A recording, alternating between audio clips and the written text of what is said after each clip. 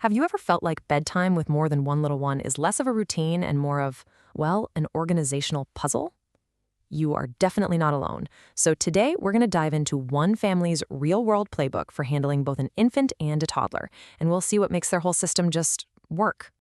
This is the big question, right? It's the one that so many parents face every single evening. It's a nightly juggling act that takes some serious strategy, teamwork, and, let's be honest, a whole lot of patience. So, how does this family pull it off? You're gonna love this. According to them, the secret is to just lean into the chaos. This whole thing isn't about creating this perfectly silent, flawless bedtime. No way. It's about embracing the messy, unpredictable, wonderful energy of family life. And that one idea really sets the tone for everything they do. All right, so to really get how their system works, we've got to meet the team first. You'll see that their entire evening is pretty much built around their unique family schedule, which decides who's doing what and when. Okay, check this out, because this is where it gets really smart. Their work schedules totally shape their bedtime roles. Mom works a later shift from 1 to 9 p.m., so she naturally takes the lead with the baby Eleanor. Dad gets home earlier, around 4, so he's on dinner duty and handles the super active toddler Christopher. It's a perfect example of that classic divide and conquer strategy born right out of their daily lives. So, next up is the winds down.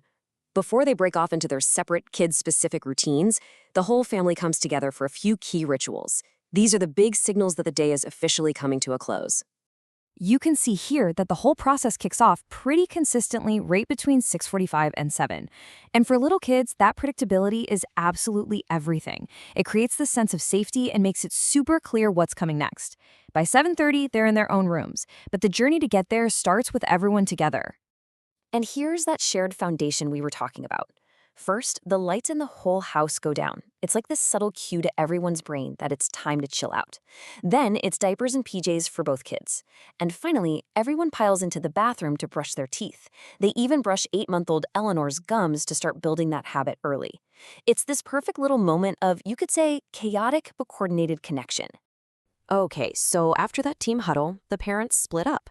Mom takes over with the youngest, so now we're going to follow the routine for 8-month-old Eleanor.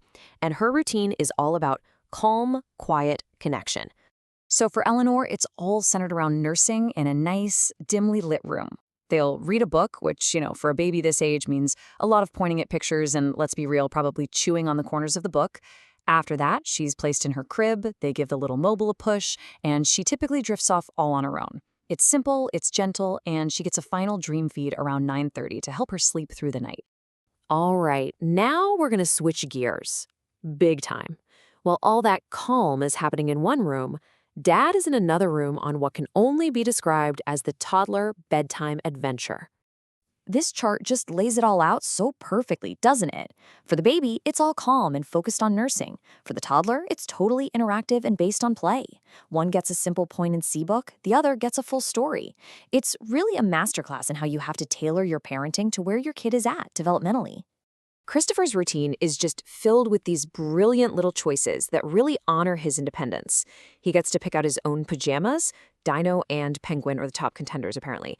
And this isn't just a cute detail. It's a key strategy. Giving a toddler a tiny bit of control can make a huge difference in how they feel about the big stuff, like going to sleep. He'll play games with Dad, maybe shave like him or comb his hair, and then he puts his own book away. The whole goal is clear. Make it fun, make it interactive, and give him a sense of ownership. And here it is. This is the one ritual that ties both of those very different routines together: the sleep sign. After each kid is in their bed, the parent makes this specific little sign over their face and on their hand, and quietly says the exact same words. Hey, it's sleep time.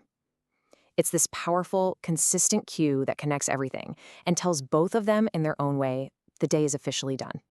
So we've seen the what, all the steps and the different sequences, but now let's just zoom out for a second and look at the core philosophy, the why, that really makes this whole thing tick. Their entire approach is really built on these 4 big ideas. First up is repetition. Doing the same things in the same order every single night builds this incredible sense of security for a kid. Next is flexibility. Especially with a toddler, you've got to be able to lean into their mood instead of fighting it. Then, of course, teamwork. The parents divide and conquer based on their schedules. And finally, maybe the most important one, perspective. just remembering to enjoy the cuddles and soak it all in, because these moments go by so fast. It's this beautiful balance of structure and love. And this final thought from the family really gets to the heart of it, doesn't it? It's not just about a checklist for getting the kids to sleep. It's about connection, it's about being present, and it's about savoring this really precious and, really fast-moving stage of life.